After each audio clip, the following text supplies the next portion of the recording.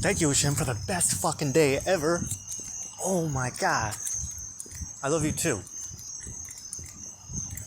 If we can score a cigarette. I mean, granted, if we could score like a pack of cigarettes.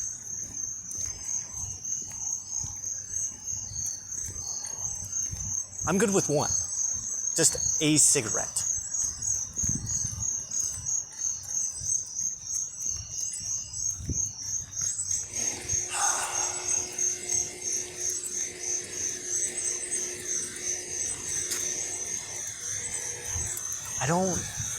I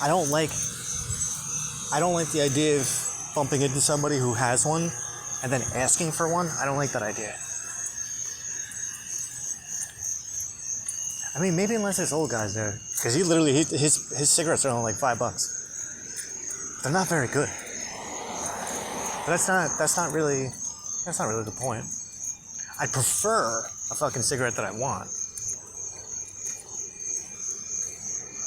But I understand if that's too much. I'm just saying that after this past week, that if you, my Lord, I know I listen, I'm not saying that I'm not grateful for that joint today, because the dude who gave it to me, I didn't, like, it meant a lot. I don't think he knew. Like, today it's literally my lunar birthday today. So the timing on that was just fucking dope as hell. See, I had a feeling that something was up. I had a feeling something like that was gonna happen today. When the thing happened, when my shoe came untied. Because by the time we got to the point where my shoe came untied, that's where I was like, you know what? I don't know, something strange going on today. Today ain't one of those regular days. So I'm wondering, because that was kind of the point too. That literally was the point why I went that way. And even when the older lady was walking across the street with me, and then she was behind me. So, like, I don't like, and I didn't cross the other side of the street just because I didn't want to walk by the woman. Because she was behind me, and I didn't want to hold her up. And I didn't know if I wanted to talk, so it was like, I don't fucking feel like being next to somebody. And I knew she didn't look like she was going to be that forceful, that she was going to walk around me to pass me. I had a feeling like she was just going to stick behind me. And she was like fucking right there. And even when I was on the other side of the street, the only reason why she was even ahead of me a little bit was because I took the long way to cross the street.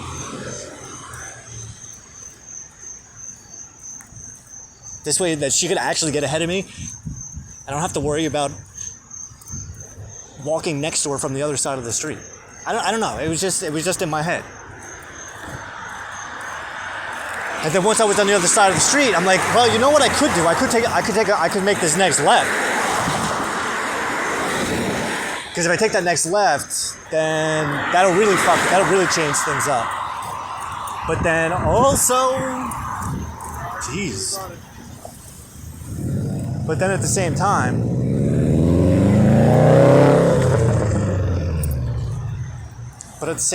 like,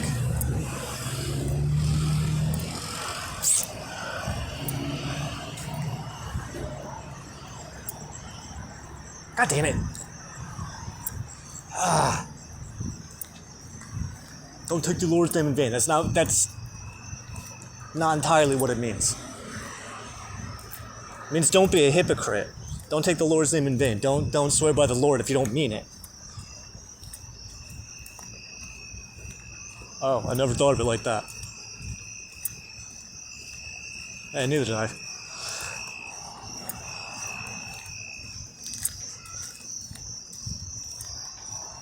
Makes sense though. It makes more sense than the other way.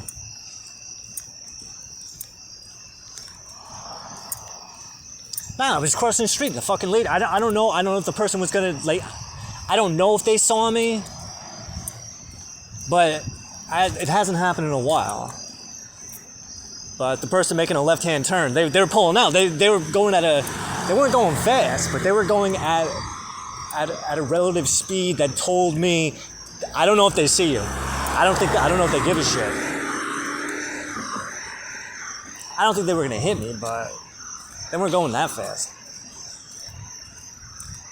But it did take me a second to think that it might be wise for me to pick up the pace a little bit.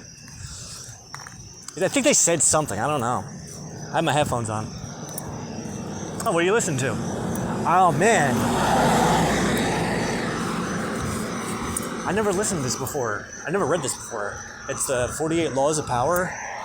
Whoa. Holy shit.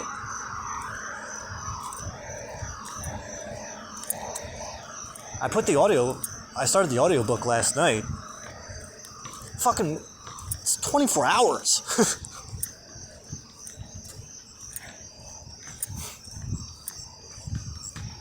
That's a long-ass book. I didn't know that. No, I did. That's why I haven't read it. It's been sitting in my queue for months, but I didn't have the motivation. I didn't feel like I had the time. I like to listen to books in one shot. I don't like to make it a two-part thing, or 2 or 3 part. I don't like to drag it out too long, because then it gets in the way of listening to music. But at the same time, this past week, I've been fasting music for the 9 days, which is part of the Jewish calendar. Well, part of Jewish history. It's a tradition that goes along with it. For mourning the destruction of the second and first temples. It's a time of mourning. That's a big part of it. Learning how it happened, learning why it happened. Even trying to figure out how we're going to get to the next one, so that those things never happen again.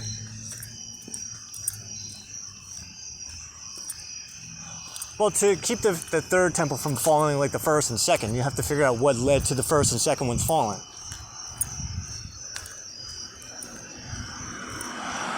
One way to do that is by reading the Bible from the very beginning, and reading all the way through. It helps. So, what's all the way through? What's the last book of the history? I mean, before we get into the prophets, is it Kings 2? Is Kings 2 the very end, where Babylon finally knocks the walls down, or rather, everyone's exiled? So I think it goes on a little bit after. I think before prophets. It's not the writings. Before Isaiah. Isaiah is the first of the books of the prophets, right? So whatever the book is that comes before that.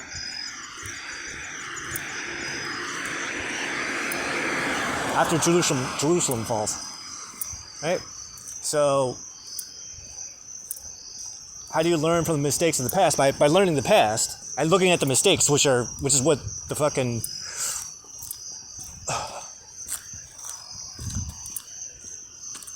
what the Bible is all about, is the book of mistakes. That's what the first half of it is. I mean, reading the prophets, that's a little bit tough. Because they talk in riddles and rhymes, and you gotta, what the fuck is that? A fucking man glowing of copper? What the fuck does that mean? It actually means something, though.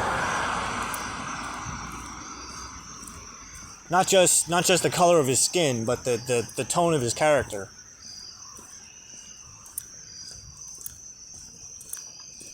Because copper, the metal, has associations with personality types, aspects of personality types.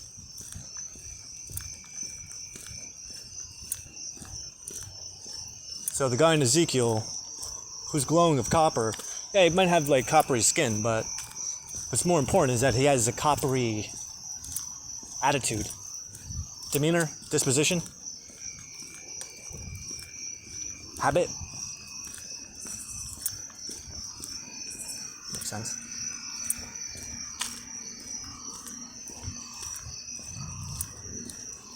Yeah, copper goes with Venus.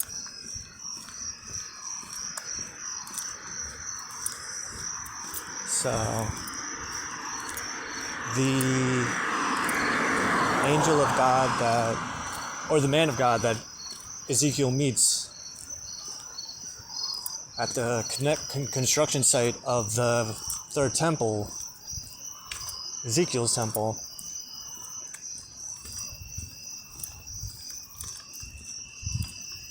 what we know about the guy is that he's associated with Venus.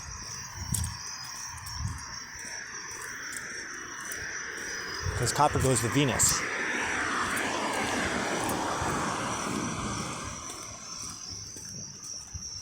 Copper goes with Venus. Lucifer goes with Venus. Torchbearer, light bearer, that's all Venus. Hecate would go with Venus to a degree. She's a torchbearer.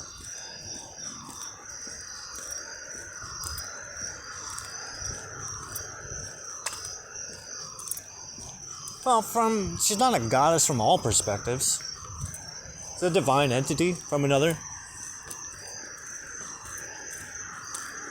But she's a daughter of God. She's a child of God. Like Zeus. And Zeus's father. And Zeus's father's father. They're all children of God. Chaos. Erebus, Nyx. It's all the same stuff. They're all part of the same family. Like I was explaining this to somebody earlier. The part with God where he says when he's going to create Adam and Eve, we'll create man and woman in our image. He's talking about them.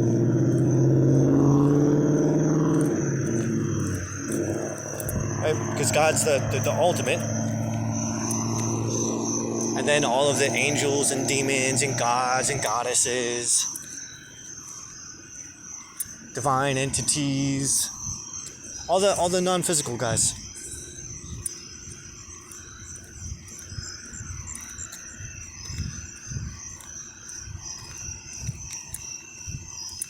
The royalty.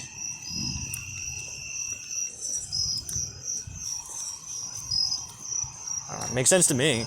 I can see it. I don't know.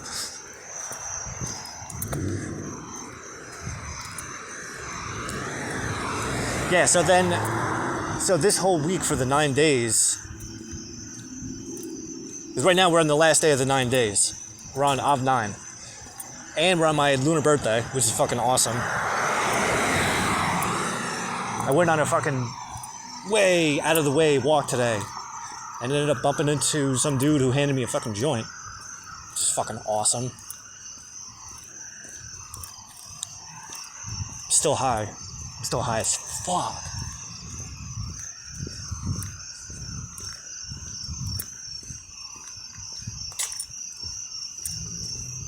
I had this idea while I was going on a walk. You know what? Take a different way. See what happens. Who knows? Maybe something cool will happen. And then I was walking down the bike path, and I was remembering this one year, like I think it was 2020. Yeah, it was 2020. I was walking down there. By the bike trail, further than I normally would. No, about where I was at today. And then there was like this package on the ground, like a aluminum package. It had anyways, it looked like trash, so I just left it, even though I didn't want to. I wanted to flip it over. I wanted to see what it was. It looked. My initial thought was turn that over because there might be some that's an edible thing. So I just kept on walking because I ignored it. And then I think I walked about maybe another half hour, 45 minutes before I got this idea. Go back. Time to turn around. All right. Okay. So I stopped. I turned around and went back, and the thing was still there. So there was people around. I didn't want to look like I was picking up trash, even though that's exactly what I was doing. I was about to eat trash, actually. So I fucking flipped the thing over and it had a picture of a fucking, like a gummy worm on it, but a characterized gummy worm. And it said, like, what was it, fucking, like 1,000 milligrams? I got it written down somewhere.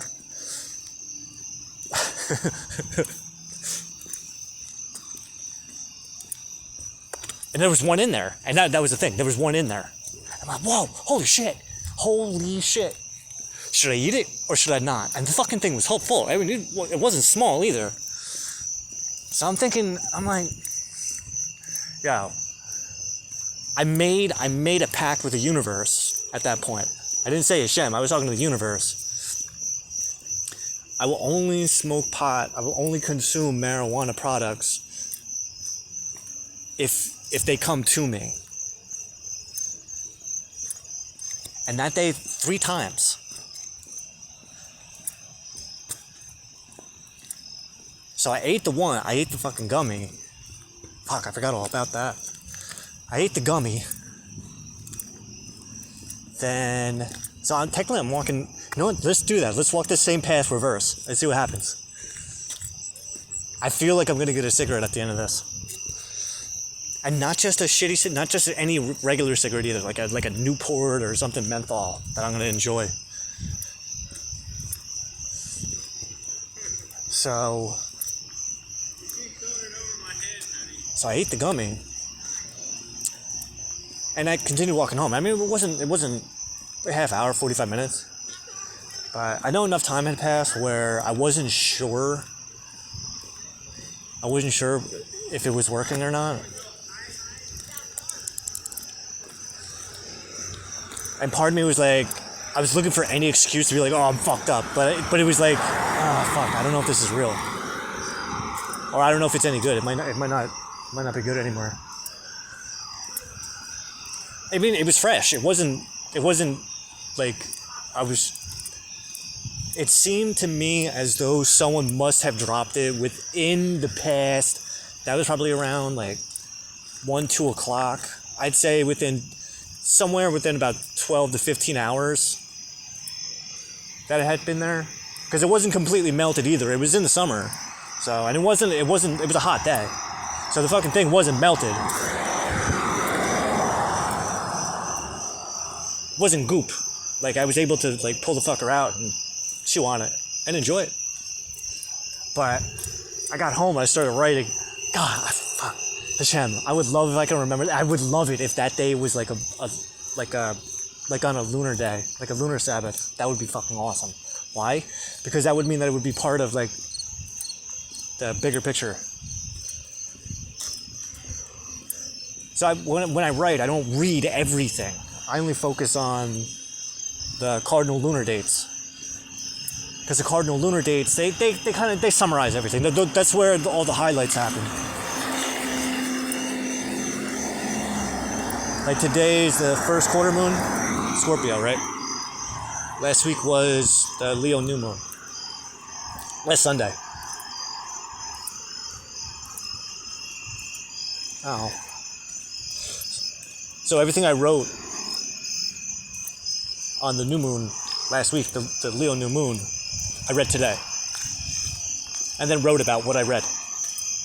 How the week went, how things have progressed, what was relevant, because there was some relevant shit. Like right now, yes, the Leo new moon was the first day of the 9 days. It was the first day of the 5th month.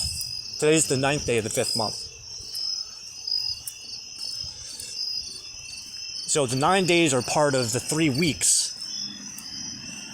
The 9 days are the last 9 days of a 3-week mourning ritual. Ritual? Celebration? Tradition? Which is what I was talking about before. the destruction of the first two temples, because both temples fell on the 9th day of the 5th month.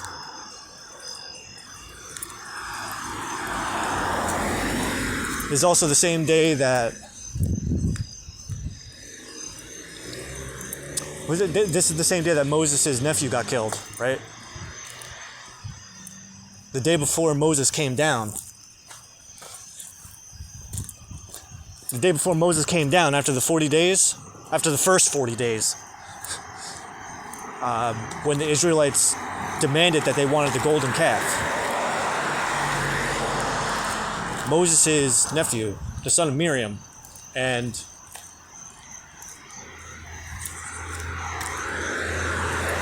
Caleb. What's his name? Her? Start with an H. Hur? He did his best to get in their way to kind of calm down the crowd, but they killed him. Fuck you. Nobody's gonna tell us what the fuck to do. We're free now. That was a big thing.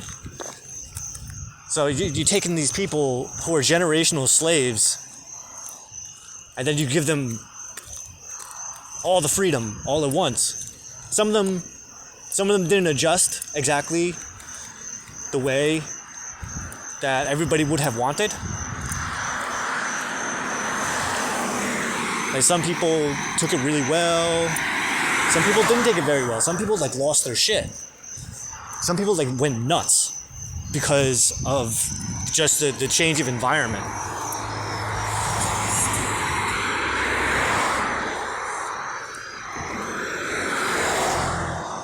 Not everybody was privy to Moses' perspective.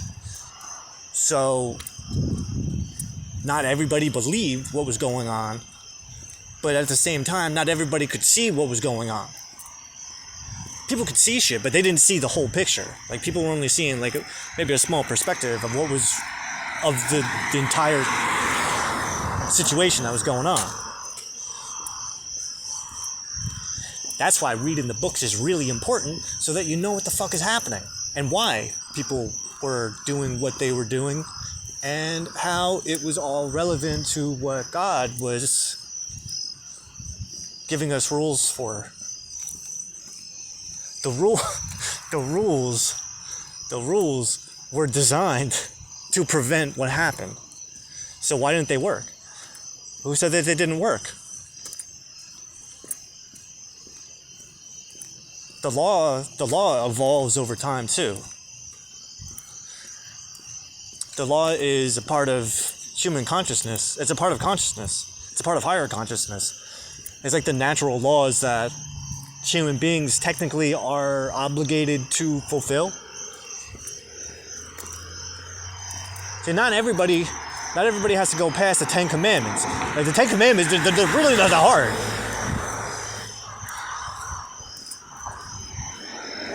And then even the 10 Commandments, you don't even have to go that far. As long as you can manage the 7 Rawhide laws, you're good. You're good. You don't gotta do nothing else.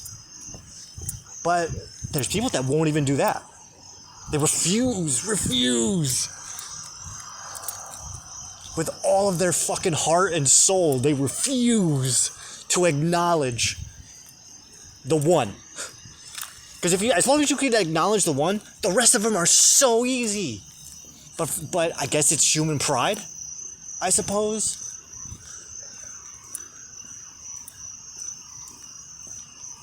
Which is to acknowledge God's oneness. That's it. That's the only thing. There's 7 laws that are all predicated on that one. That's why, as long as you can do the one, you're good. That's all you gotta do. You don't have to believe in anything. You don't have to do anything you don't want to do. Okay, God's one. Yes, fine.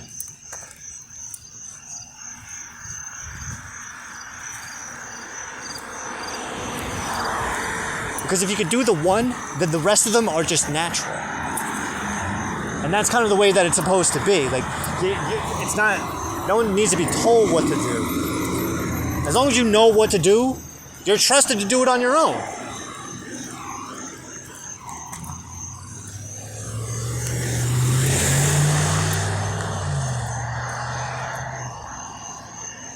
Does that make sense? Like everyone, like the idea is for everyone to be on the same page on one thing, on one fucking thing. That's it. The only thing that humanity needs to be on the same page on with is that God is one. God, goddess. That's it. Yes. God is one entity composed of masculine and feminine. It's like a man and a woman sewn together at the spine. That's God. That's an explanation of God. Maybe not necessarily a human man and woman, as much as a formless. What? What is that? What do you mean? How can they look like something if it's not? If it's formless? Right. What's something that's formless? Just because something is formless doesn't mean it's not there. There's a formless field, energy field that's going around me. Amorphous. How about that? Not formless, amorphous. Does that make more sense? An amorphous, atangible entity. An invisible God. Is that crazy? Is that like, oh, it's too much.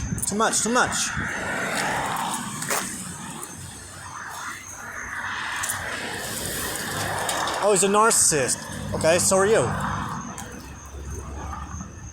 Not everything about narcissism is a bad thing. There's some good qualities to narcissism.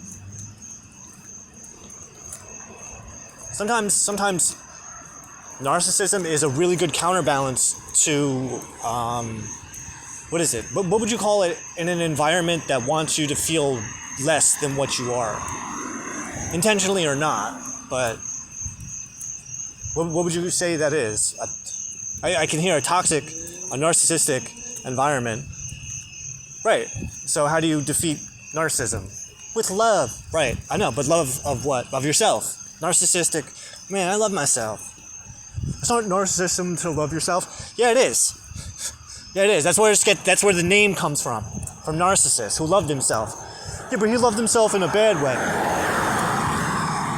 Do you think he would say the same thing? I love myself in a bad way. Maybe, yeah, because I fell in and drowned. But, you know what? Falling in and drowning, that was probably a better alternative than what I was fucking living in.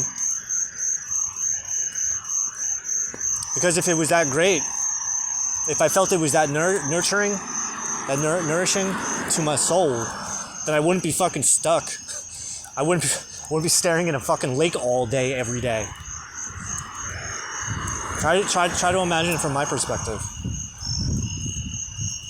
Okay, so I drowned. So what? Who gives a shit?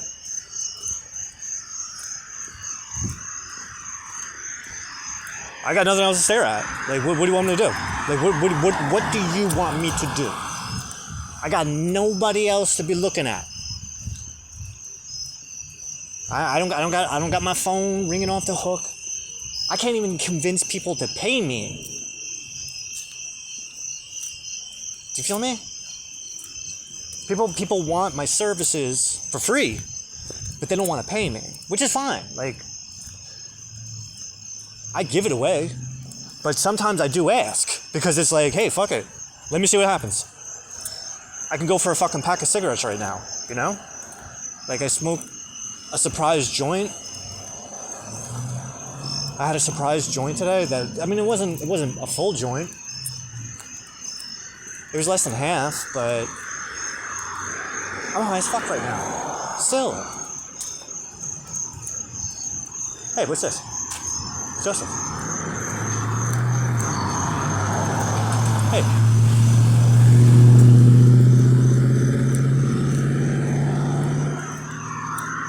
They're talking about Joseph.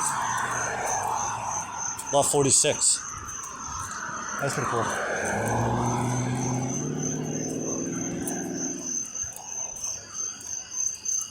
Why? Because I fucking love Joseph.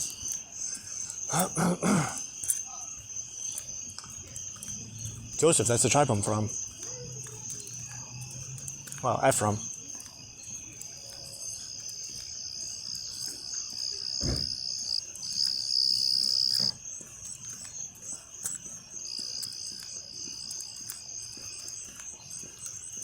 And David? Is that a yes? Do we have that? I mean, I feel like I do. I feel like I have both. Because that would explain why I'm so attracted to Hasidic teachings, Hasidic philosophy, Hasidic Judaism. And Orthodox. I mean,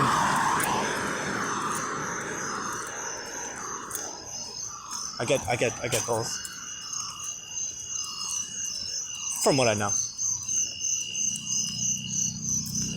Not to mention I have bitachon, and I don't know the perspective from, I don't know the Jewish perspective to be like, all right, well, what do you call bitachon from someone who didn't get raised as a Jew? Because I have it.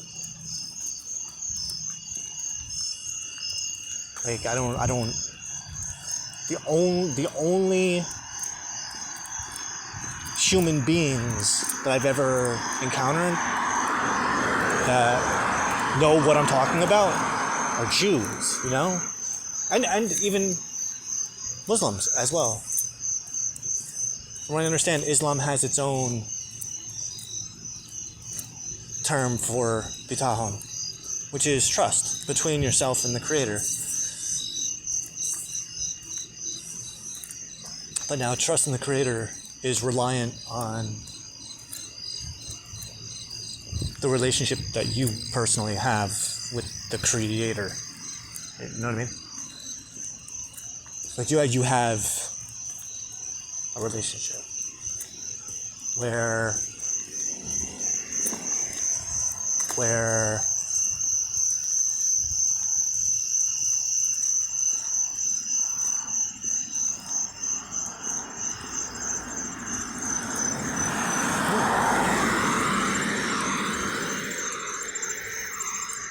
this is the guy, Cyrus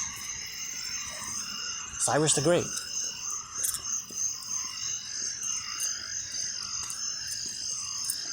I'm pretty sure he's the grandfather of Xerxes.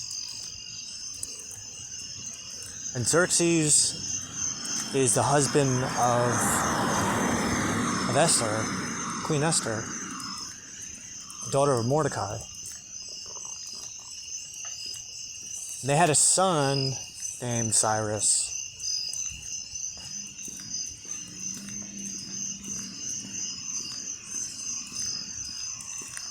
And I'm pretty sure that Alexander the Great conquered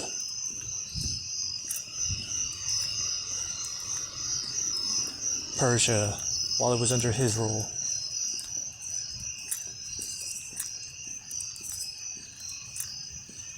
Yeah, this is a dope ass book. I had no idea. I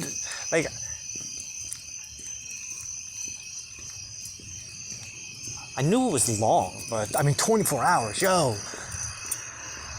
God damn. But now you gotta keep in mind too, like I ain't sitting through that whole goddamn thing. I ain't doing 24 straight hours.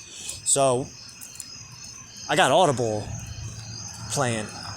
So what we're doing is we have 2x Playback. Oh shit, Dante talks about this too. I don't know, this dude was fucking talking about Dante Alighieri's involvement with the fall of Florence, which was a conspiracy perpetrated by the Pope at that time to get Dante out of the picture, because apparently Dante's political prowess made him a powerful player in the realm at that time. See, now that's important because Dante's journey through purgatory and even Inferno and even Paradise, which I haven't read yet. That's the only one I haven't read yet. I only read halfway through Purgatory. But the whole fucking thing is Israelite history. Israelite and Roman history. Israelite and Italian history, Italian Roman history, and there's a reason for it.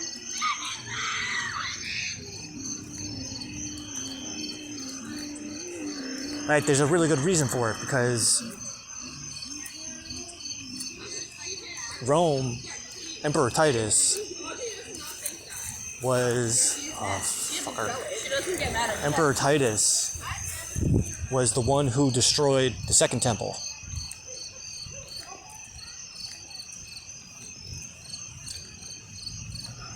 Now that time frame when that all happened, that's all written down by the Hellenist Jew historian, Flavius Josephus, who was a priest in Israel during the Second Temple era. But during the Roman wars between the Jews and Rome, he surrendered to Rome. And he had a vision. Because he had a vision. He had a vision that told him to stop fighting and give up. And I think it was actually kind of sneaky how he did it too. I believe him and his troop, they made a suicide pact. This is what I've heard. I don't know. I haven't read his side of the story yet. But he and some other guy backed out of a suicide pact. So when the Romans came, yep, we're all yours. So like turncoats. Josephus went on to write a series of books called the Antiquities of the Jews. I finished 4 out of 20 of the books. It's basically a retelling. It's a complete retelling of Jewish history. That's including all the books in the Bible, like everything that's in the Bible, all the historical events from the Bible is what Josephus has written out. I'm pretty sure what he writes is, at the time, the New Testament wasn't even a thing. He was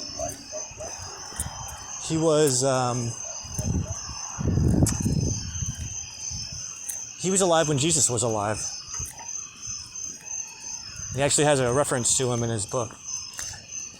It's not as dramatic as in the New Testament, because you got to understand, like, Jesus was off on his own, doing his own thing. I don't know what Josephus was doing.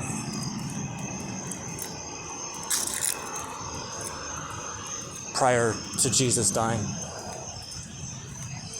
I don't know if they had what his reputation was. Because you got to understand too, Josephus' book came out in the 67 AD, about, right? So what's that, like 30 years after Jesus died? 34 years after Jesus died? So I don't know. What does he say about Jesus? He calls him a wise man. He recognizes him as an intelligent Jew, an educated Jew.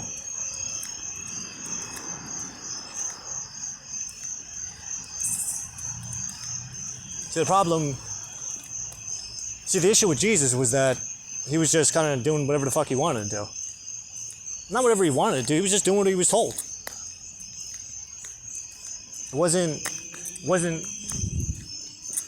like he was just trying to be a jerk off. He was actually doing God's work. Like right in the beginning of the New Testament, in the first couple chapters, you have to read the books. I didn't read them for somebody else. I didn't read them for anybody else. I read them for me. If you want to know what they fucking say, like, I don't pay attention to quote the I don't always pay attention to the chapters and verses. Yeah, fuck it. People talk about this. I was watching a clip of Morgue, talking about the secret wife of God that's not mentioned in the Bible. She's mentioned in the Bible in the prophets. Like, you have to read it, though. God calls her the Queen of Heaven. 3 times. 3 times I saw it. In the book of Isaiah. You gotta read it for yourself. I don't fucking know what to tell you. I read it from beginning to end.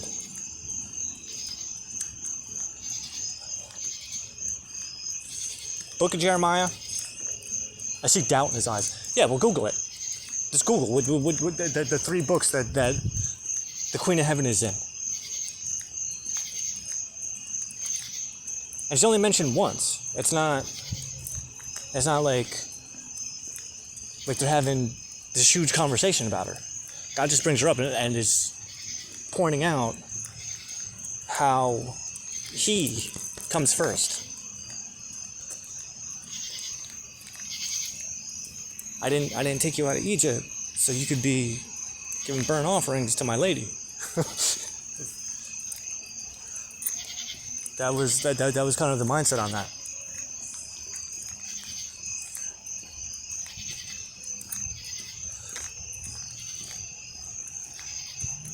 That's the first. Should be no other God. Now, mind you, it doesn't say there shall not be no other goddess, but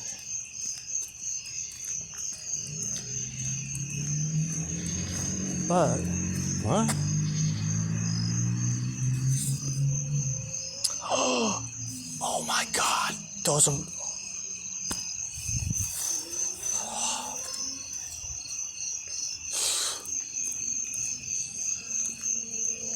Okay, Hashem, I'm gonna make a deal with you. If I'm gonna walk down there, I'm not stealing nothing. Not stealing nothing. I just wanted to see what books they were. I didn't know that the one book was gonna be a book that I have wanted for a very long time. That just happens to be a coincidence. It happens to be a book that, oh my God, and it's a hardcover too.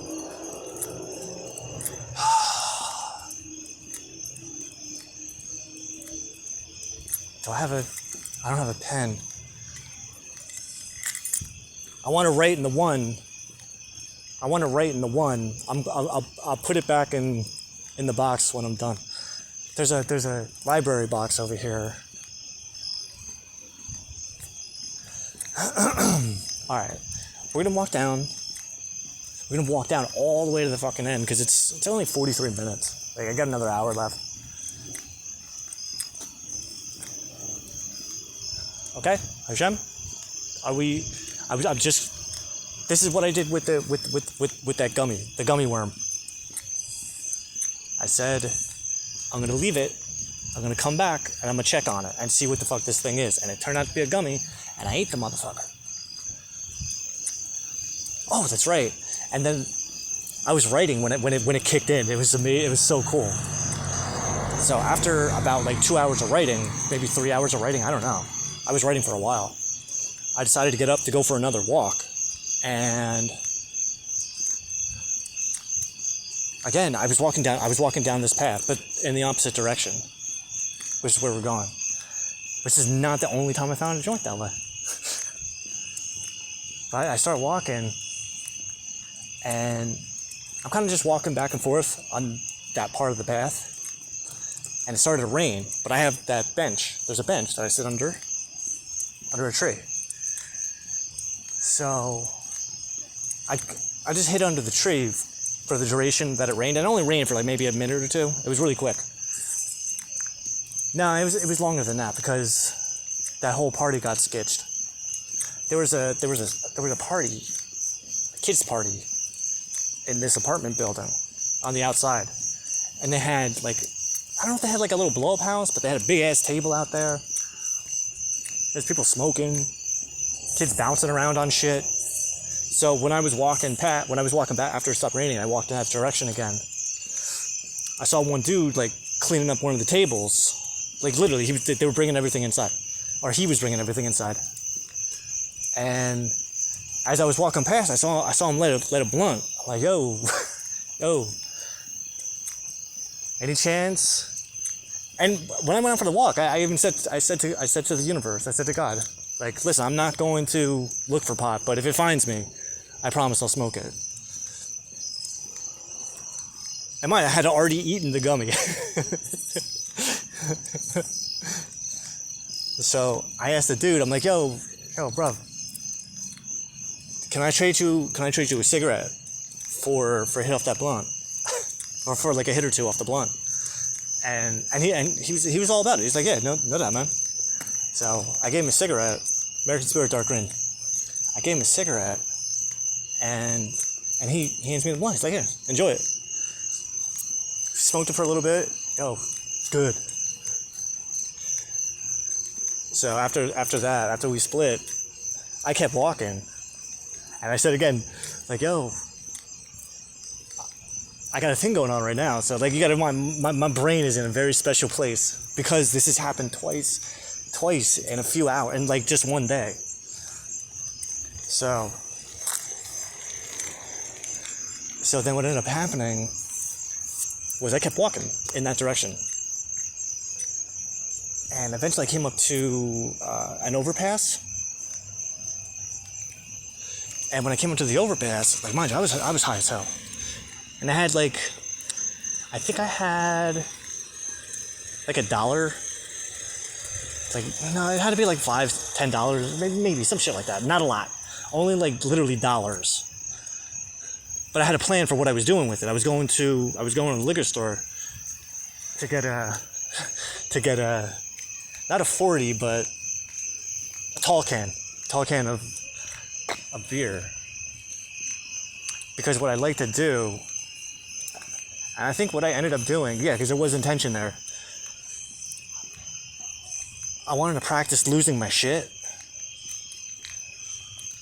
But I knew that if I was drunk, if I had some beer in me, then plus having smoked that blunt, I was like, and eating that gummy, I figured that drinking like a tall can like that would be worth it. But I had enough for 2. Natty Ice, I think it was.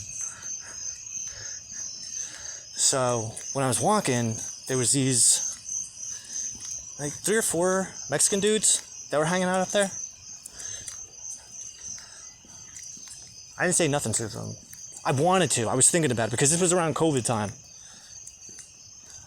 And I didn't have a mask. So I was going to ask one of them if they could go in the store for me. But I was like, fuck it, you know what? I'll just do it myself. And I did. I put my shirt over my face, I believe. I didn't get my balls busted, I know that. So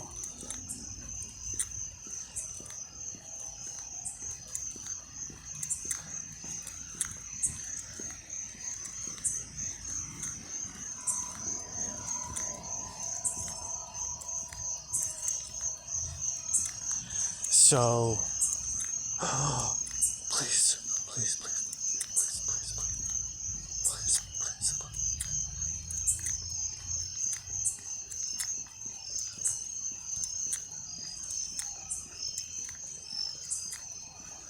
I'll say, no hard feelings. Just a friendly gesture.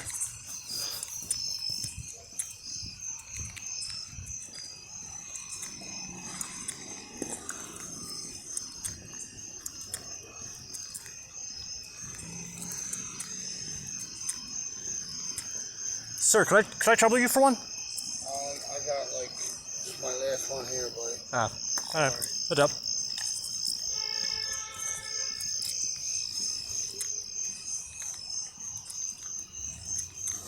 Oh, it smells delicious.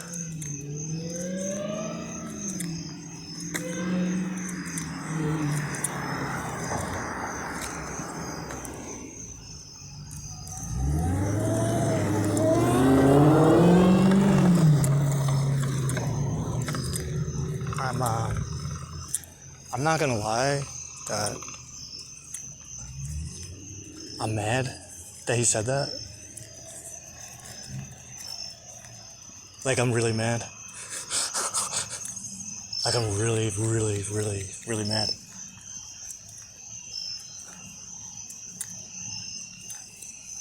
Well, you got to understand, like, the whole reason I even came down this way was exactly for that to happen. Because I wanted to see if I would bump into somebody who was smoking a cigarette so I can ask them for a cigarette. That's why when I said, like, I'm not going to take it seriously, don't take it seriously. I mean, don't take it personally. Even though I do, I hate that it's my last cigarette. I don't ever trust anybody to tell me the truth when they say that. I always think everyone's lying when they say that. But I can't say for sure that they are lying. It's just that I feel that they're lying to me. In that you do have another cigarette. You absolutely do have a cigarette. You're just telling me that you don't because you don't want to give me one.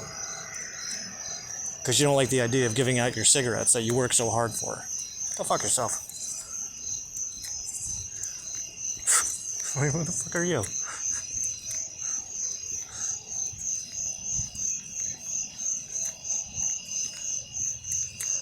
You know what I've done before? I've actually given away my last cigarette before, just so I can say I did it. Mind you, I was planning on buying more, but I just did it just so I can do it. And if I haven't done it, trust me, I'm going to do it. If the opportunity presents itself. Especially if I know that I'm going to get another pack of cigarettes. Do you know what I mean? Do you feel me? It's like, I know I'm going to go do this thing, so you're in a different position than me. There's a good reason why you don't have cigarettes.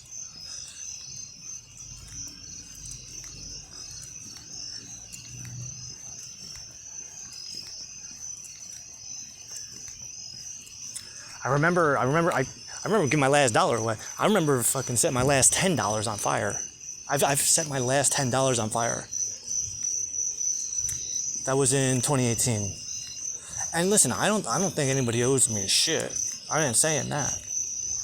But owing me something and lying to me about something makes me think, well, hey, maybe people do owe you fucking something.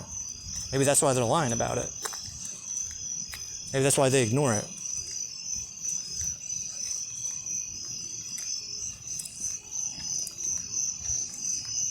Look, people are fucking sleazy as hell. People lie about everything. Everything. People lie about shit so much that their whole reality is based on fucking lies. It's the truth. We all know it.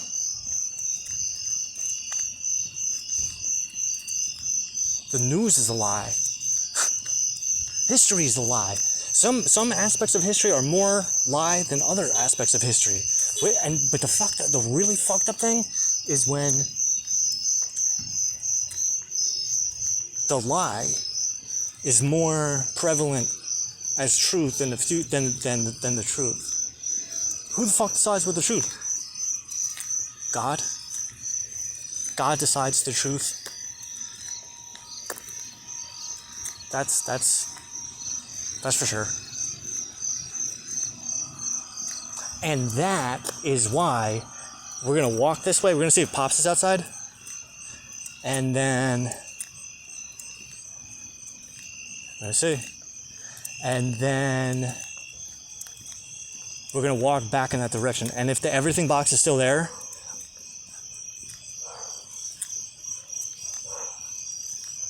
I'm gonna bring it home with me so that I can read it, and then I'm gonna put it back in the library box when I'm done with it.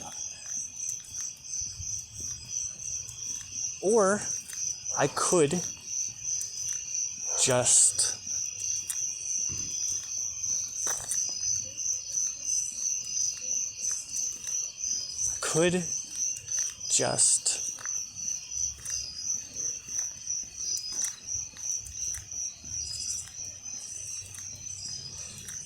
download the digital copy. I know, but I really want that hardcover.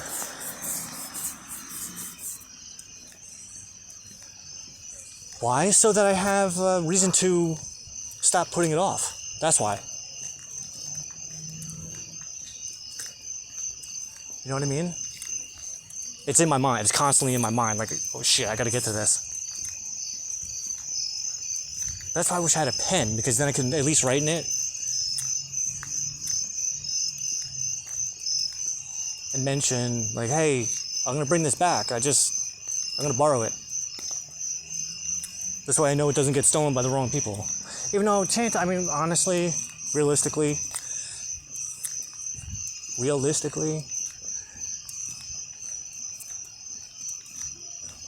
I wouldn't worry too much about that book being stolen in the part of town that it's in. But then again, I could be wrong. Like, there is a potential that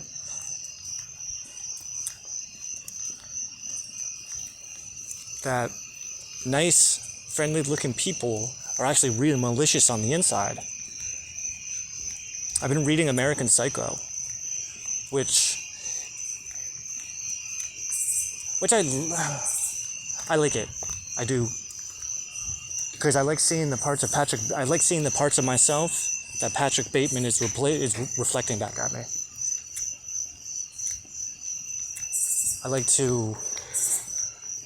There's a lot of cringe, and I feel bad. Like, I don't like thinking like Patrick Bateman, because I think he's kind of a piece of shit.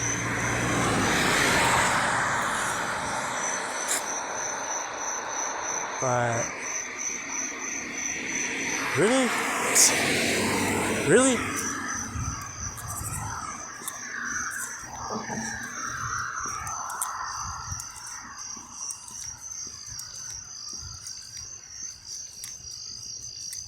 So, oh shit, still there? Yeah.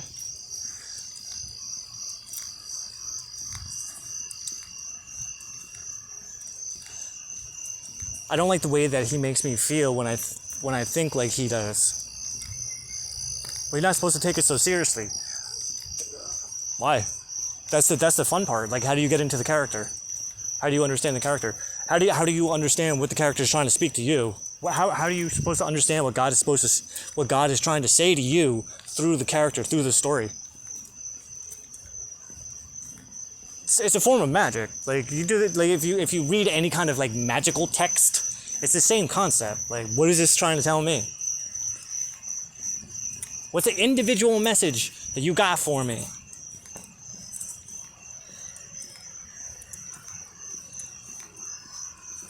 And then just fucking run with it. See what happens. So with American Psycho, what it's doing is it's getting me to tap into that my yuppie side, which I didn't even know I had a yuppie side, but apparently I got a yuppie side. A psychopathic yuppie side. And you know what I think it's from? It's from judging. It's from being so judgy when I was younger. Because I used to have this... I was convinced that people that wore suits like salespeople and shit are all psychopaths. Psychopaths who are into some really fucked up shit. So when I read the book, that's literally who Patrick Bateman is. He's in acquisitions. What is it? Acquisitions and something else? Murders and executions. Mergers and acquisitions. Yeah. So he's kind of like a sales guy. Like, he more than likely came from like some degree of a sales background. Actually, no, he came from like a silver spoon in the mouth background.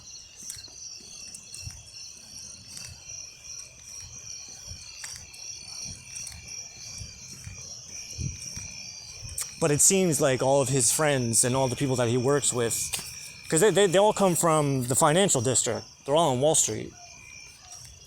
These are all bankers. These are all like the literal elite.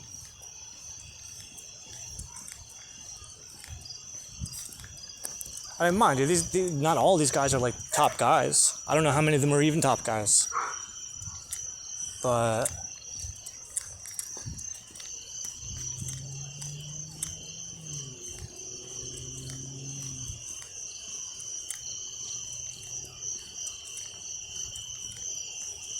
Ruh-roh. Okay. But I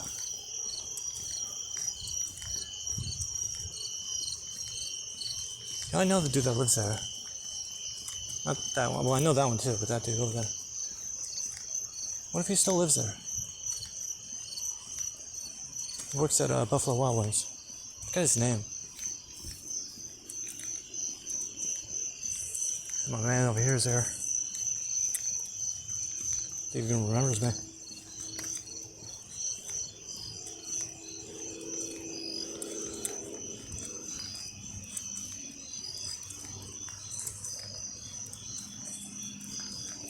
Yeah. Chairs are gone. What if he still lives there? Maybe that's his car.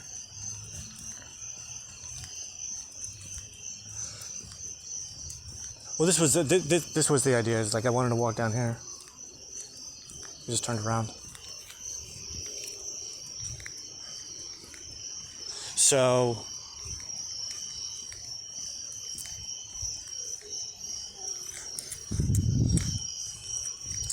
I don't know. Have you ever read this book? So I just crammed in 12 hours, by the way. I think I have to do like a fucking Facebook post on this one. This is like serious shit.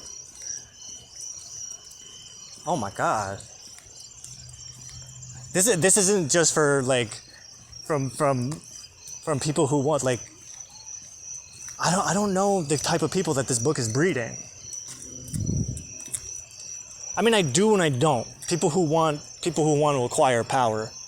Most people think of power, associate power with money, so the mistake, it's not a mistake. It can be. Once you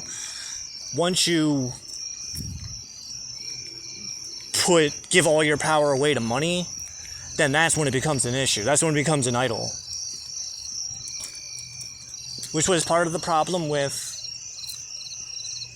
Israel, which was part of the reason why we split, which is part of the reason why the Samaritans got conquered, which is part of the reason why the Davidians got fucking conquered.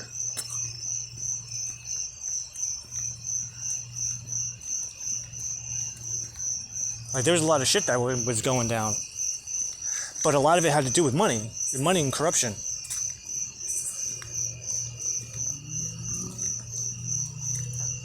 Even when Israel, when the line of David was first kicked out of Israel, the line of Judah was finally kicked out of Israel.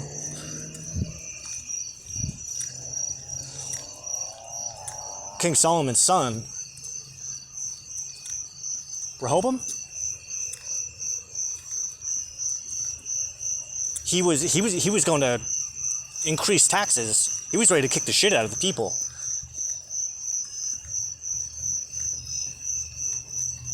He goes, "You think my father's yoke was heavy? Wait till you feel mine. My father used whips. I will use scorpions." Yo, this kid was fucking sick.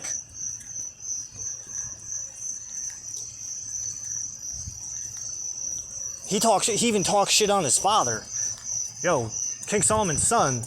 I mean, he waited till his father was dead, of course, but he's talking about his father's dick. He's like, "Yo, he said my father's dick doesn't have the girth of my pinky." That's in the Bible? Yeah, it's in the fucking Bible. King Rolbo, speaking of Dante and purgatory, Dante bumps into King Robem. King Robem is with King Saul.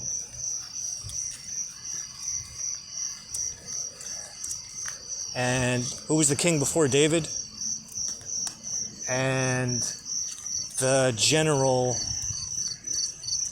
that Judith beheaded in the book of Judith.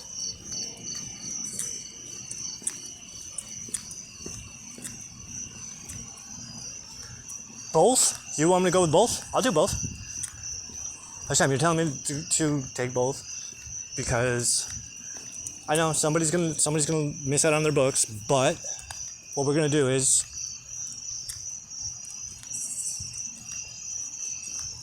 okay. All right. This is orders from God. Is this how we're really gonna do it? I don't mind. I'll do it. I got the balls to do it. Take both books, read them, and then put them back on the bench. Is that? I want to make sure that they don't get ruined. Oh man, the book's over. Who the hell wrote this? This is like the most sinister.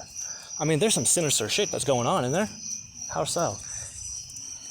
It's talking about backstabbing people, betraying people, fucking people over because you can fucking replace them. And I'm not saying that's a bad thing. I mean, it's considering the perspective of... Ah, man, I just want to know who the fuck the author is. This device, no, nope. Just want to know who the author is. You're not connected to the internet. Why do I need to be connected to the internet for that? Oh, Robert Greene. It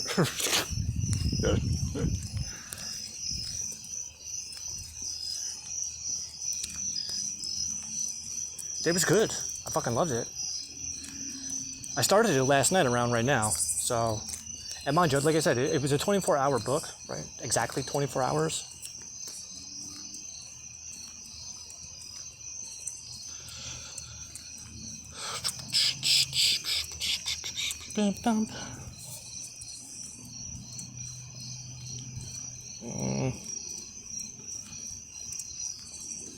Nope, just want to look at my library. Don't need to be online to do that.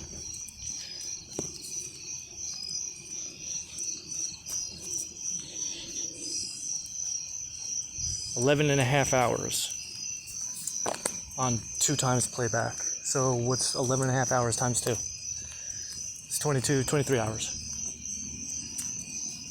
So I didn't finish it in 12 hours. I finished it in 11.5 hours, which is pretty fucking impressive.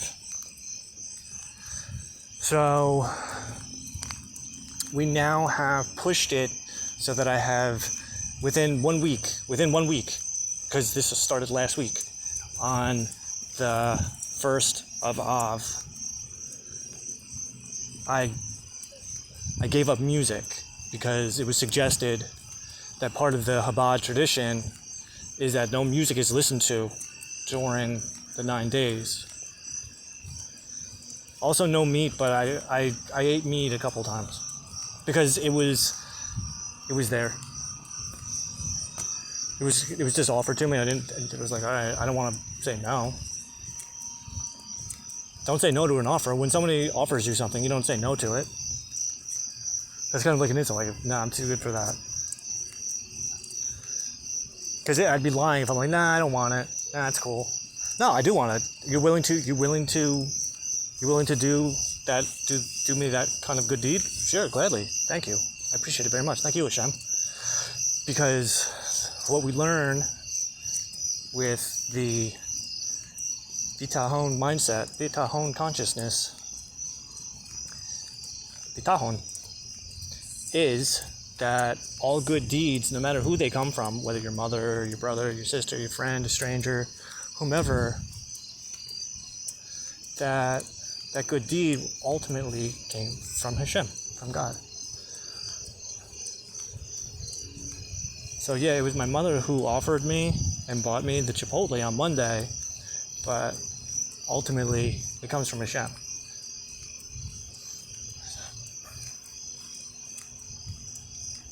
Thank you, Mom. Thank you, Hashem.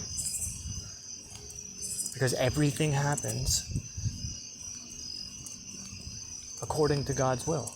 That's how it works. That's the secret sauce. I mean, if you can accept that, if you can accept that everything outside of your control is God. How about that? You don't want to. I smell a cigarette. I smell something. I smell something. Is it you up there? You up there walking all by yourself? Do you have a cigarette? I hope so. If you drop it, leave your pack. I smell something. I hope you let me catch up. You're not walking. You just literally stopped. You're smoking a cigarette. That'd be so fucking cool. Yeah, you're gonna walk up on this person. They're gonna fucking freak. Yeah, that's what happened. That's what happened with the dude with the joint this afternoon.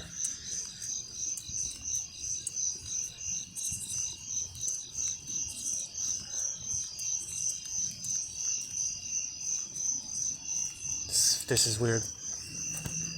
This is a little weird, but you wouldn't happen to have a cigarette, would you? What's that? I said this might be a little weird, but you don't happen to have a cigarette, would you? A cigarette? Yeah. Oh, cool.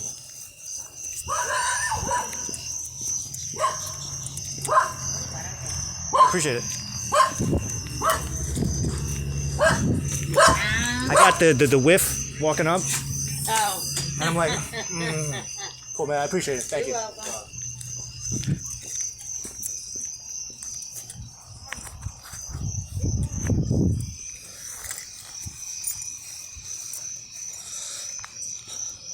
Newport 100.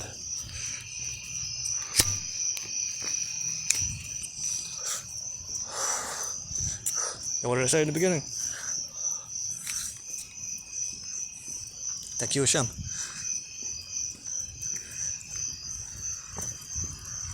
So you don't have to be a jerk off about it.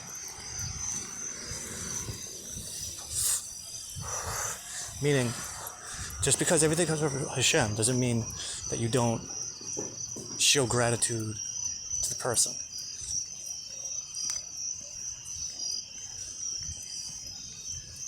But I don't know. I thought I remember saying something like this was going to happen with the Newport. Not a cigarette that I don't want to have. It's my lunar birthday. My lunar birthday and my solar birthday, they align every 19 years from the day I was born. It's like that for everybody though. Everybody's just like that. Otherwise it's like the in-between years is different. Doesn't always line up. Lunar calendar is different from the solar calendar. My body's at a completely different time zone. Well, it's in 2 time zones at once. Because you use them both in conjunction with each other.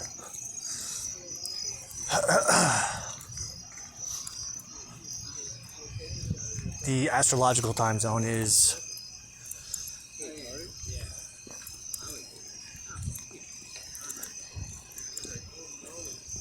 the astrological. I'm high from the cigarette. Oh, I haven't had a Newport 100 in a while. Damn.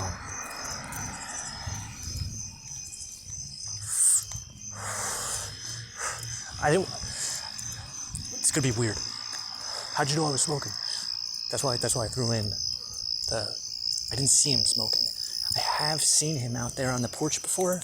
I've seen that dude on the porch before. And I've seen him smoking. So I knew he was a smoker. All right. Thank you, Hashem.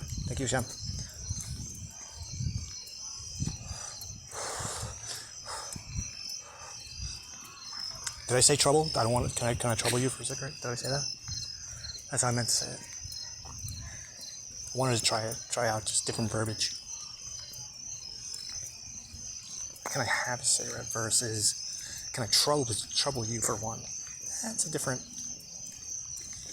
I think. So I was hoping to use that experiment today. Thank you, Hashem.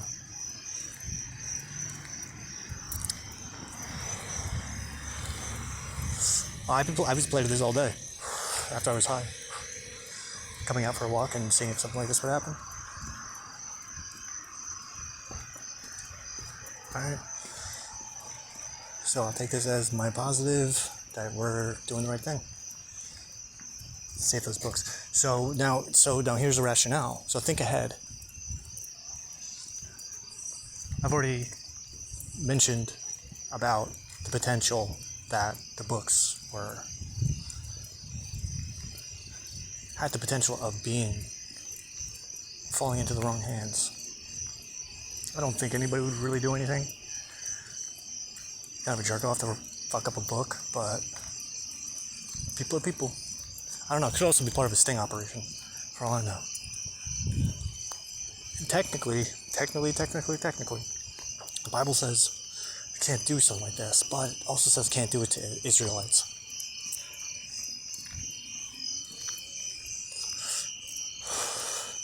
And though the everything box does have biblical connotations to it, including the Antichrist, if I remember correctly. Oh my God. I found a book on the Antichrist on the year of the Antichrist. My Antichrist year. Oh my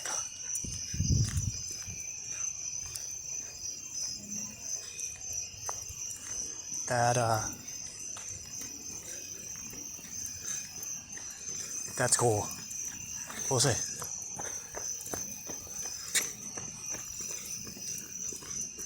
Not saying it's impossible. They won't be there when I get back. But I did say.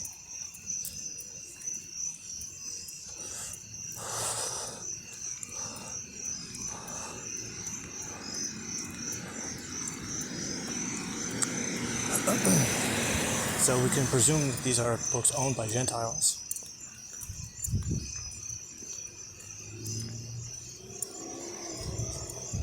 So technically, I could play the Jew/Gentile card and go, okay, I'm saving Torah. Because Torah exists in every book. Torah is like the Force.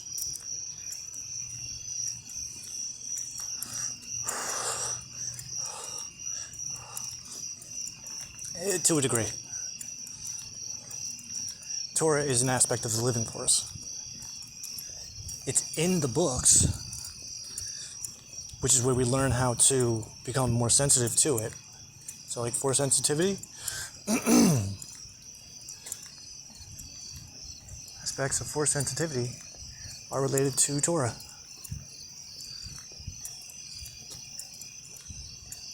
God. What a fucking cigarette so fucking bad. Thank you, Hashem.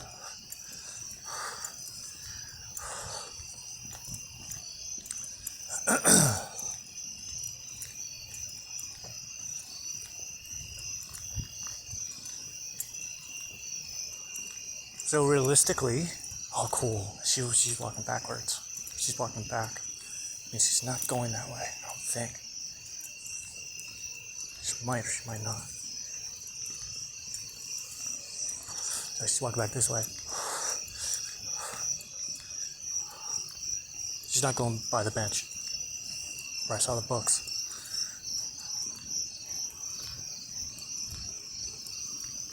They were cool books. They look cool. I mean, I know the one. The other I'm not familiar with, but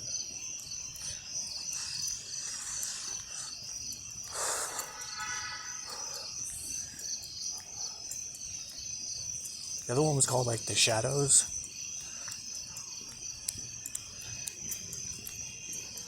It looked like it involved some degree of witchcraft. I mean, it wasn't like a witch book. It looked more fictional, but they both are.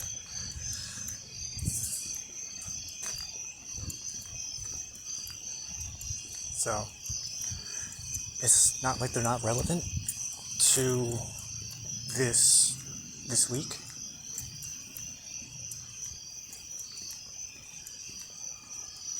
And my experience during the 9 days.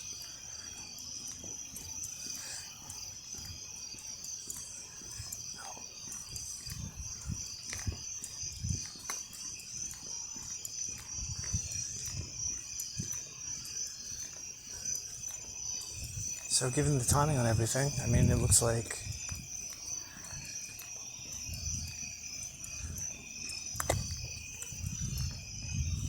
oh, Hashem gave me the thumbs up, so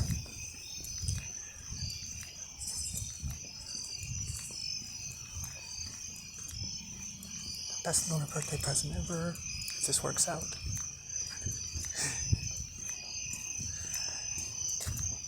And then we'll start walking home. We'll take the long way. Scenic route.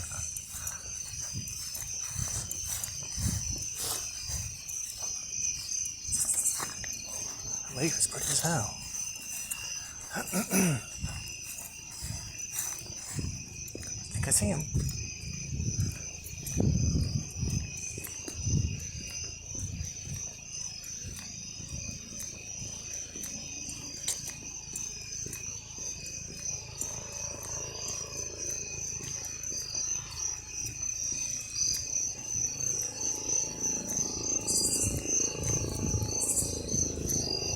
Yeah, he's still there.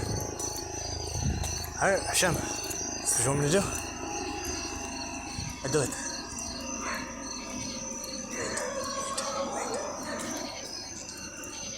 Okay. This person passes. Alright.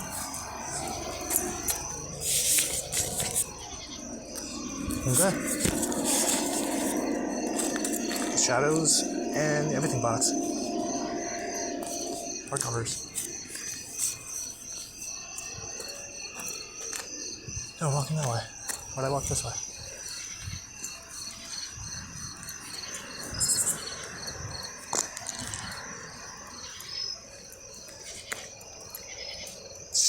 The Shadows by Alex North.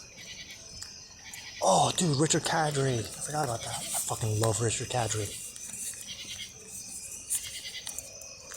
Literally one of my favorite authors. Richard Kadri is the author of the Sandman Slim series. Yeah, I do feel like I did something naughty.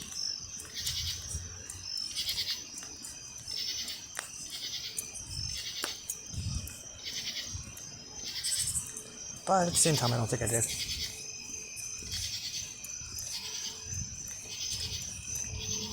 How you doing, my friend? Hi.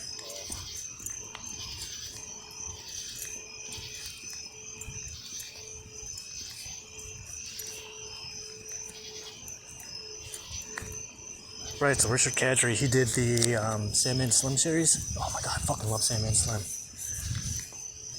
I've only read the first 4.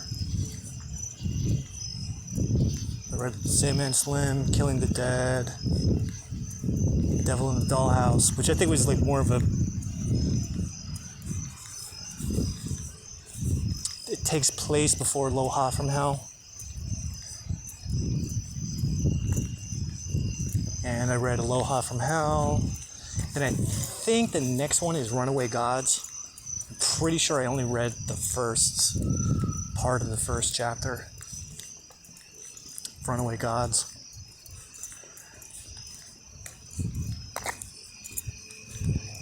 The cool thing about Sandman Slim is that when I first found it, when I first was reading it, I was married. This is back in like 2014, maybe.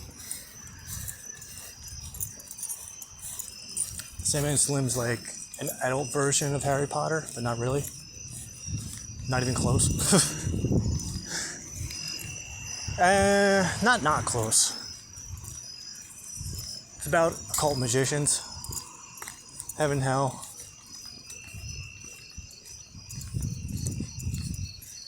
Sandman Slim is a guy named James Stark, who is a magician, and his crew, one day they throw him under the bus,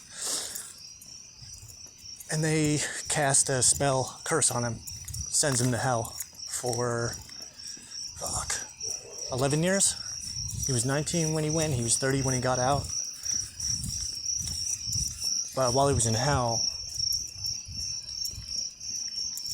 he was fucking tortured. It's like a revenge story.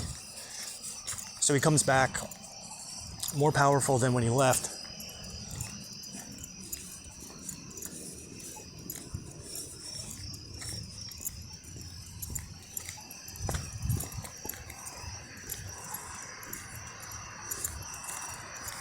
And he's on a mission to get revenge on the motherfuckers that fucked him over. Because he came back and his girlfriend's dead. His whole life's all fucked up. Plus he's been gone for 11 years.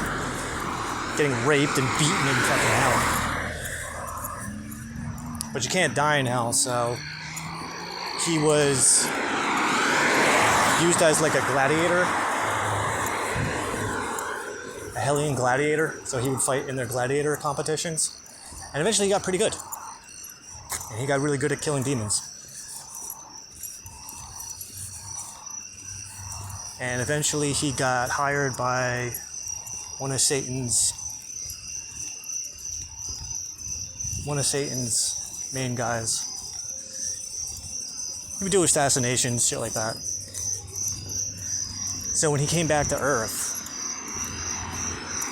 he was a bad motherfucker. But so was his whole crew. Because they sent him to hell to get him out of the way.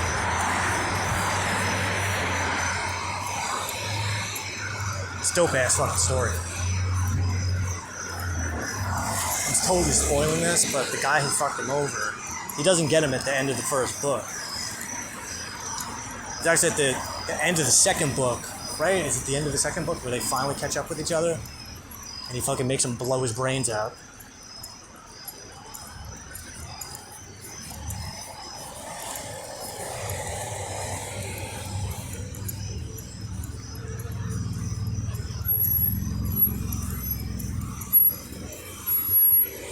It's quirky.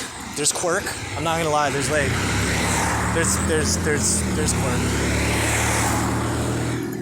But he's like a 30-year-old. Well, when he went to hell, he was like a 19-year-old LA street punk who practiced magic. The fucking story's got a great soundtrack.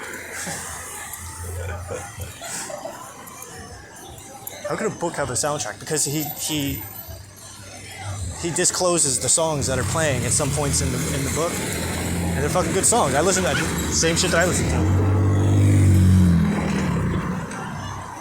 and even some bands that I wasn't familiar with,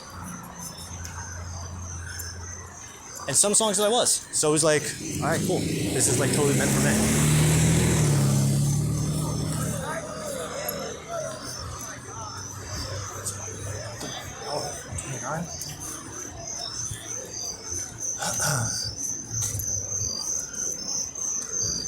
Then Richard Cadre also wrote another one, but the fuck was the name of that book? Because it was really important in 2018. Butcherbird.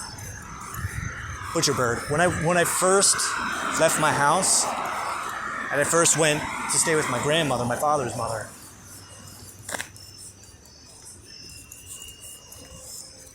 who's now deceased. But when I first went to go live with her, she was 98, 96 at the time. She died at 102, 101, 102. 101 or 102? 101.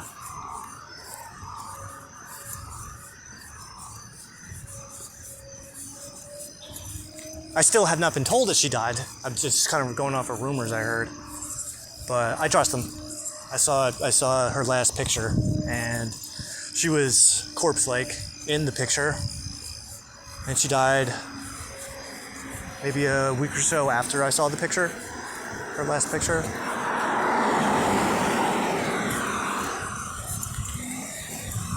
Which was a birthday picture that her niece took while she was in a nursing home. She looked like a shell. She looked like a husk, but I knew something like that was going to happen to her. She did not want to face things, and it dawned on me that there was nothing I could do for her except for fucking kill her, and that was not a good idea. So, she didn't ask me to put her down, so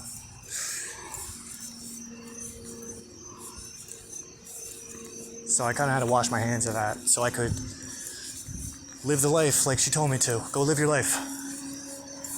That was the last thing she said. Use my apartment like it's mine. Go live your life. Yeah, that lasted 5 days.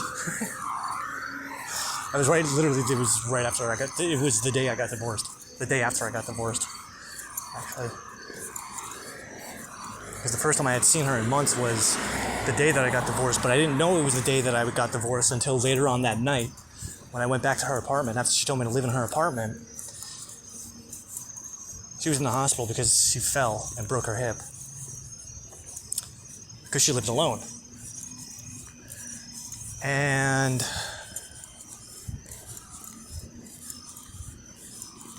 while I was there, I took money out of her bank account because my name was on it. Oh, food. Bought some food, some drugs, some pot, cleaning supplies, because, hey, if I'm going to live here, might as well get this place nice, start cleaning up a little bit, so. But then I had her bank account closed and reopened. Well, not closed. I had all of the cards, all of her bank cards and credit cards, turned off because her niece had them, and I was taking ownership of them. That's literally what happened. Because I heard my father in my head, "You better get your ass down there." You better get your ass down there before Trudy gets all that money. Okay. Okie dokie, Daddy. Because I know because I had a $20,000 inheritance. He wanted me to make sure, he and I both wanted to make sure that money was not being taken advantage of. Of course. And what, you think I would take advantage of my aunt like that? I don't trust nobody. I trust myself. And I trust God. So I trust that God had me do what I did because it needed to be done. Because if not, something shady would have happened. Don't you think it looked shady when you did all that stuff? Yeah, of course, but that's not my problem. It looked shady, but it wasn't shady. I can't hold it over my head just because some people think that something was something that it wasn't. And the same goes with me. Same totally goes with me. And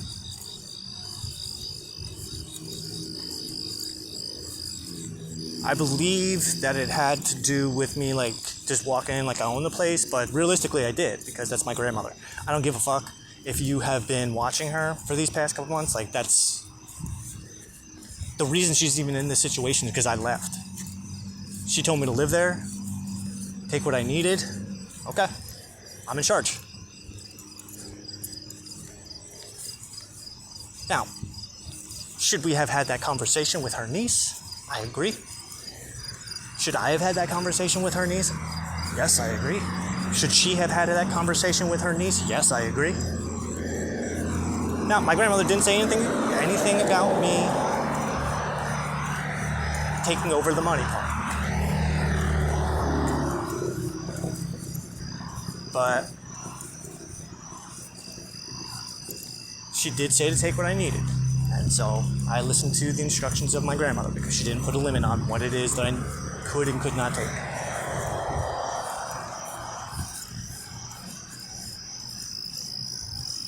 So, go fuck yourself. Or, let's say that I did. I go fuck myself now. Clearly, I'm willing to steal books.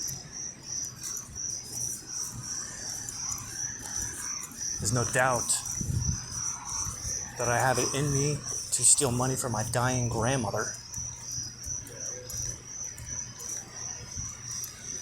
who, again, said, take what you need. So, just saying. Who are you saying it to? Oh, the authorities. To my aunt, to my grandmother's niece, to anyone that thinks they know that story, but wasn't there for my side to see what I saw, to hear what I heard. So, like my grandmother telling me that on the second day she told me that people were coming to her room and making her sign stuff. Right? Nobody told me about that. She did. Or nobody told me why or how she got found. Or, one of my favorites is why she thought that she saw people coming in and out of her apartment while she was on the floor. She was on the floor for 2 days before she was found. She told me that while she was down there was people coming in and out painting her apartment. Her apartment wasn't painted. She said that somebody came in, there was a party or something, and somebody cut her hair. I don't know if her hair was cut. I hadn't seen her in months, so. Was she completely delusional? I don't know, because that was the last time I saw her. I smoked pot one night, and I got this really crazy feeling that she wasn't gonna make it. So I grabbed her Bible, and I grabbed these rosaries that she had, really old rosaries.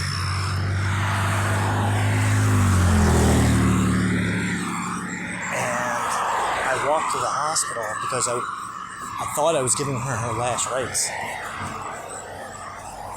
And when I got to the hospital, I'm telling you, I was high as hell, and it's like midnight. I asked for her room. I went to the front desk to see where her room was. I didn't think, like, well, they're not going to let you in at this hour. But my idea was to go into her room and read the Bible to her. Her nephew is a priest. She loves her nephew.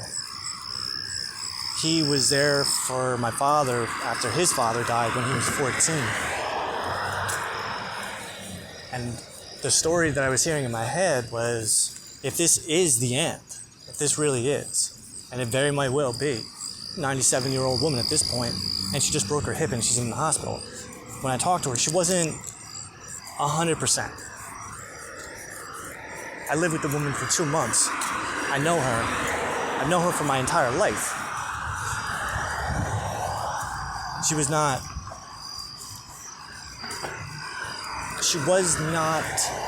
all there. There were aspects of her that were not there. And mind you, we had, I don't want to say it's a falling out, but it was a falling out to a degree because I just disappeared one day and I never came home. I ran away. I never told her that I wasn't coming back.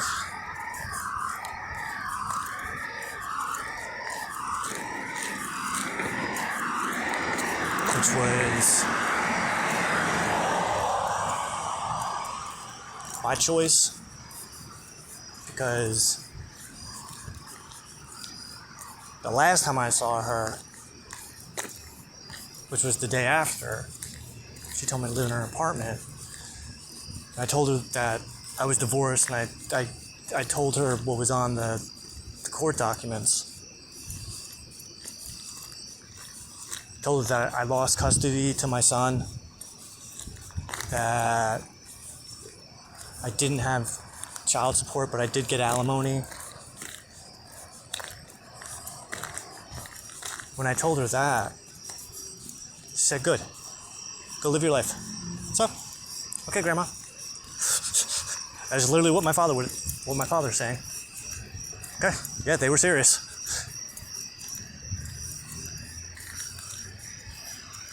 So,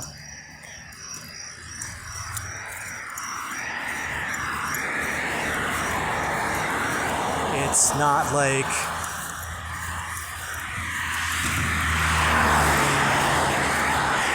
so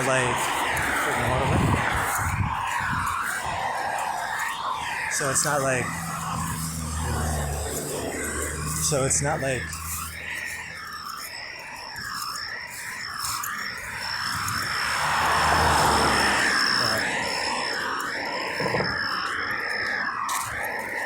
it's not that I didn't have good reason to think the way that I did.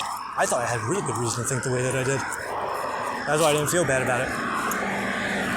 But once her niece threatened to get the cops involved, that's when I was like, motherfucker, of course. So, after that, she and I, we didn't talk again for a while. And then the last time I talked to her on the phone, well, the second to last time I talked to her on the phone, she asked who it was. I said, it's your grandson. She said, I don't have a grandson.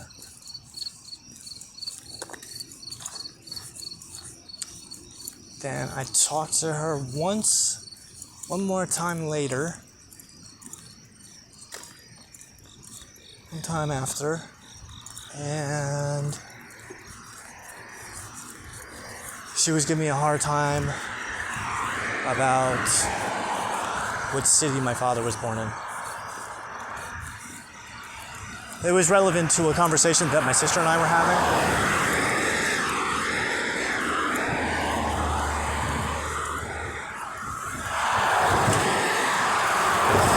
So she did try the I'm not saying nothing attitude, which was fine. Okay, whatever.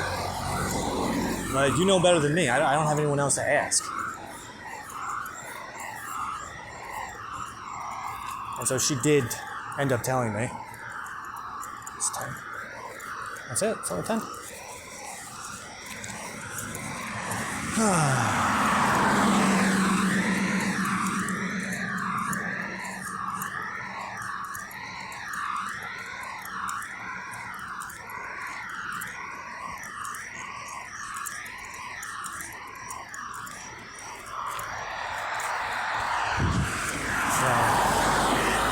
There was that.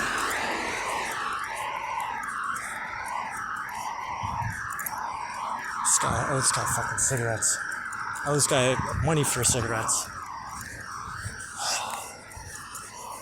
Well, nah, I take that back. Because the guy who owns the store, the guy who owns the cigarette store, or the guy who runs the cigarette store at least, I used to give him cigarettes. Every time I buy a pack, I would give him a cigarette. Did you give him 20 cigarettes? I would like to say yes.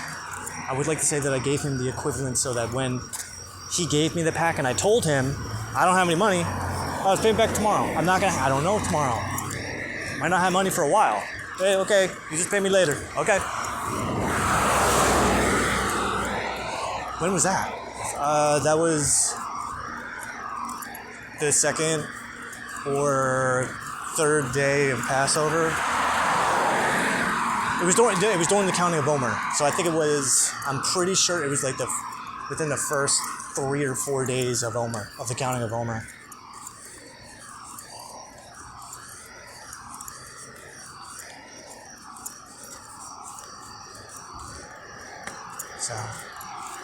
So I do pay attention for when mysterious things happen, when things happen, when confirmations happen, when synchronicities happen, when I have an idea and then that idea comes to life without me actually doing anything. except for sometimes just getting up. Well, I just got fucking, I just got 2 books, a cigarette, and a quarter of a joint today for my lunar birthday. And not only is it my lunar birthday right now, I mean, technically, my natal moon is at 20 degrees Scorpio. So this morning at 11:50, the moon was at 20 degrees Scorpio, aligned with my natal moon at 20 degrees Scorpio. But then at the same time, the sun was at 20 degrees Leo, forming a perfect square for the first quarter moon. Tonight's the first quarter moon. The sun was at 20 degrees Leo, forming a perfect square to the moon, while at the same time aligned with my natal north node, which was also at 20 degrees Leo. Where's your sun? 25 degrees Leo. So my birthday's in like literally 5 days.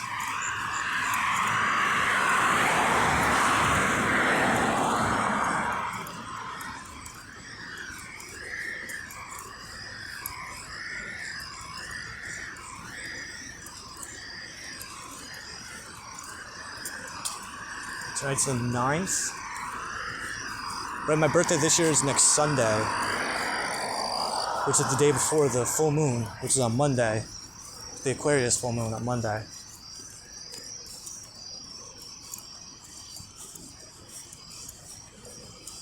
That should be pretty dope. Because 2 days after my birthday, fuck. Alright, so my birthday's on the 18th. The full moon in Aquarius is on the 19th. Right now, as we speak, Jupiter and Mars are conjunct in Gemini in my 10th house on the 20th, which is next Tuesday at around 12:50 p.m. The moon will be in Pisces towards the latter half of my 7th house, which is cool if you take into consideration the song, The Age of Aquarius. Because in the song they say that when the moon is in the 7th house and Jupiter is aligned with Mars, then peace and understanding will reign over the world. Yeah. That's the Aquarian Age. The Aquarian Age is the Moshiach era. Did you know that? Yep. The Mashiach.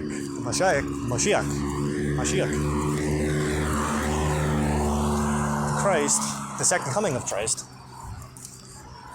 Christ is a Greek form, is an English form of the Greek form of the Hebrew word Mashiach.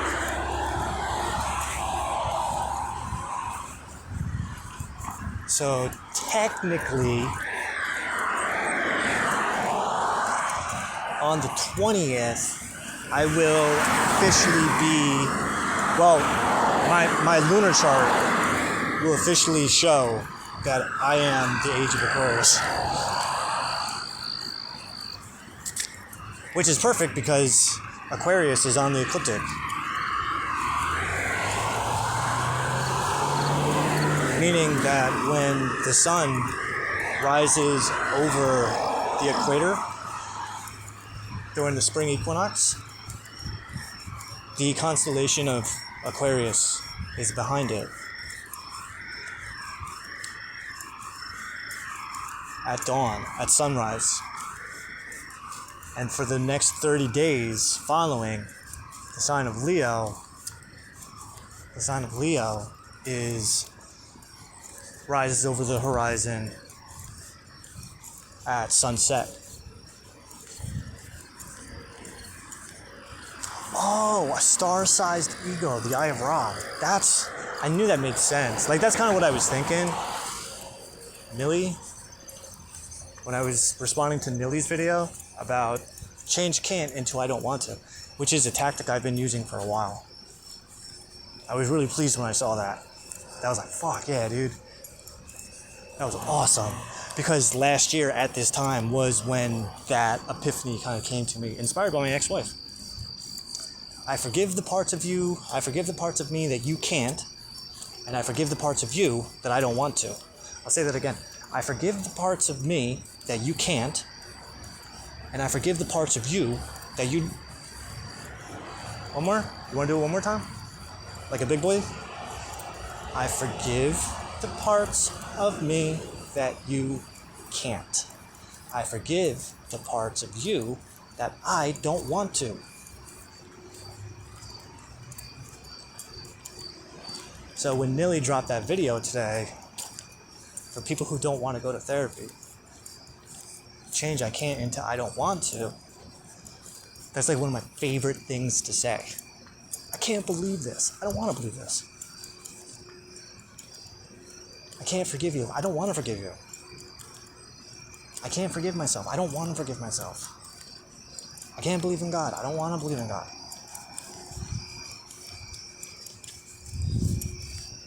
Right? Do you feel me? This is a really good video. I'm really pleased with this.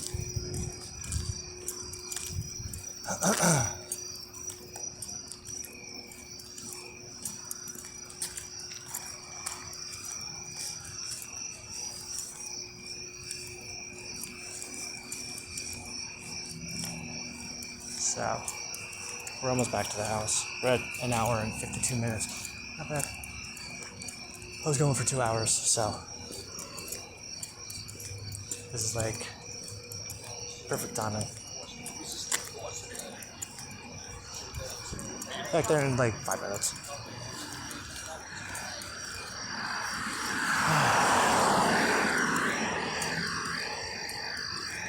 Am I pleased with myself? Of course I'm pleased with myself.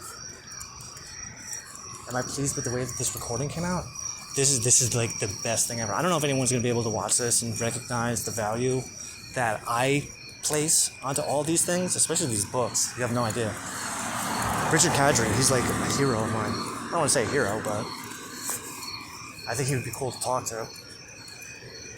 Butcher Bird is a fucking badass book.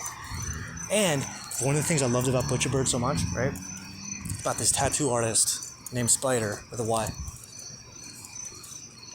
He, I don't know, has like a wake up, and he can see the invisible world. See demons walking around, fucking creatures floating around in the sky, but he's in the regular world.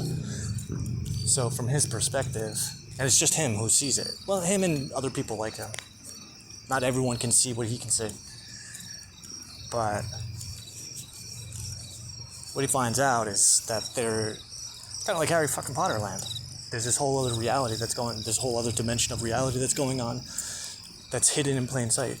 Like most people, because of their degree of conscious awareness, conscious evolution, conscious awareness, they see these things as everyday stuff. And even if they do get a glimpse of something weird, their psychology just suppresses it immediately because it's just that far out.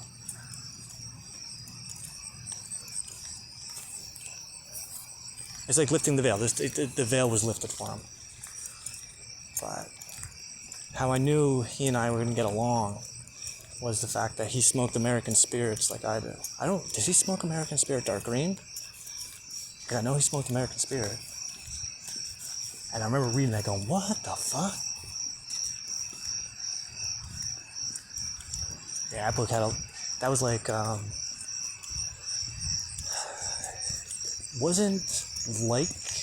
it wasn't completely unlike Sandman Slim. I can see, if I was told that they take place in the same universe, I wouldn't be surprised. Okay, I feel that. Because they look like they live in the same reality. They feel like they live in the same reality.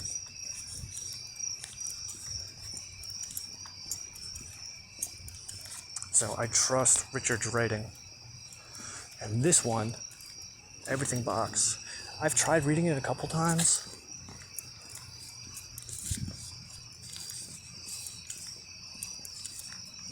I know the basic premise of it, but I haven't. I know it involves some kind of like fucking Cthulhu-like cult. Pretty sure an Antichrist, unless I'm thinking Bad Omens. Oh, right, Bad Omens. It's that other guy. Yeah, but I think this one has Antichrist in it too, I think. I know it's biblical in nature. It's got some quirk. Biblical quirk.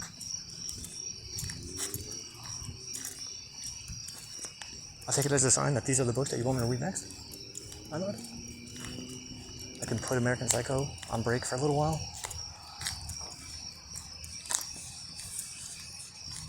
I'm not against that. Definitely not against it.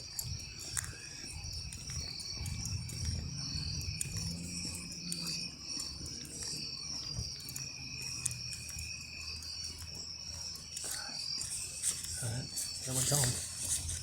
Just mum. Alright. Anything else worth noting? Did I send this to Cousin Hunter? Maybe I did. Hunter, if I did send this to you, hopefully some of this makes sense. Hopefully this looks fucking cool as fuck. Talk about manifesting. Oh, yeah. I think you'll get what I'm saying. It's easy. It's not that hard.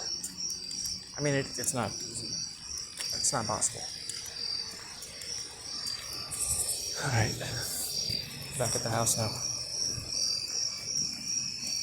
Well, let's see. Maybe Susan donated another $15.